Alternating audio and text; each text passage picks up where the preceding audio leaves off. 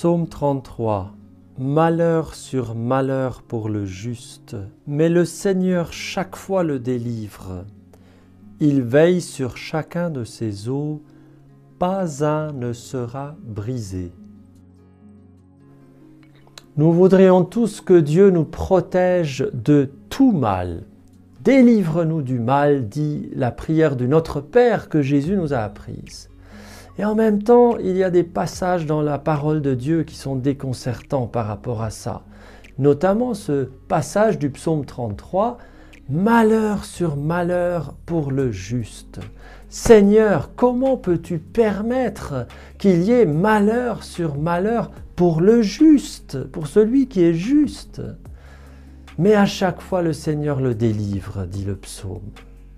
Je pense que pour comprendre ces épreuves qui parfois s'abattent sur nous, alors que nous pouvons avoir l'impression de ne pas les avoir méritées, il faut comprendre que Dieu nous regarde non pas comme des personnes qui doivent juste être protégées dans leur vie terrestre, dans leur bien humain, connaturel à leur nature humaine et qui veulent juste un épanouissement humain, mais comme des semences, comme des personnes qui sont appelées à être fils et filles de Dieu, ayant une fécondité surnaturelle, participant à sauver des âmes dans le Christ.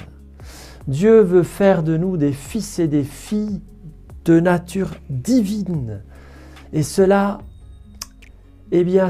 passe aussi par des épreuves, par des malheurs. Malheur sur malheur pour le juste, mais de tous le Seigneur le délivre, et pas un os sera brisé. Aucun os ne sera brisé, comme pour Jésus à la croix. Donc il y a une limite claire et nette dans ces malheurs qui tombent sur le juste. Eh bien, aujourd'hui, je voudrais t'inviter à lire tes épreuves comme des occasions de divinisation, comme des occasions de participer au mystère même du Christ, Dieu fait homme, et à augmenter, à élargir ta confiance dans la bienveillance, dans la bonté, dans l'amour ambitieux de Dieu sur toi. Le Seigneur veut faire de toi une fille de Dieu, un fils de Dieu, avec une fécondité surnaturelle, une maternité divine, avec une gloire éternelle, comme il l'a fait pour son Fils bien-aimé Jésus, le Dieu fait homme. Fais confiance à Dieu, que les circonstances actuelles de ta vie sont là pour favoriser l'éclosion de ta participation à la nature divine.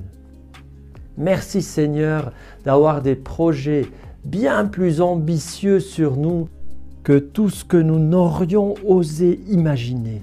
Merci Seigneur.